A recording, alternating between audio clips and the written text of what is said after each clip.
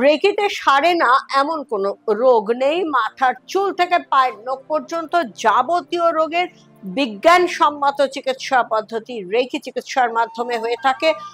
World health organisation দ্বারা স্বীকৃত এই চিকিৎসায় উপকার পাননি এমন মানুষ নেই। তার মধ্যে স্পেশালি অর্থোপেডিক প্রবলেমের মধ্যে আমরা কিন্তু শুধুমাত্র বাতের ব্যথা, আর্থ্রাইটিস এটাই নয়, তার সঙ্গে লাম্বার রিলেটেড প্রবলেম যা কিছু হয়, স্পাইন রিলেটেড প্রবলেম, স্পন্ডিলাইটিস, সেটা যে কোনো ধরনের স্পন্ডিলাইটিসই হোক না কেন, কোমরে ব্যথা, ঘাড়ে ব্যথা, সমস্ত রকমের চিকিৎসা রেকি চিকিৎসার মাধ্যমে হয়ে থাকে।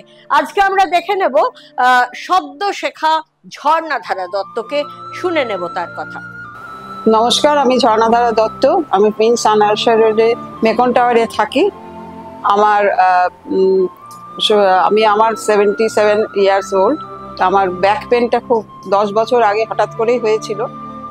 তো তারপরে আমি হসপিটালে গিয়েছিলাম, কিন্তু অনেক এক্সারসাইজ এবং ওষুধ খেয়েও আমার খুব যে মানে সাময়িক কমছিল না।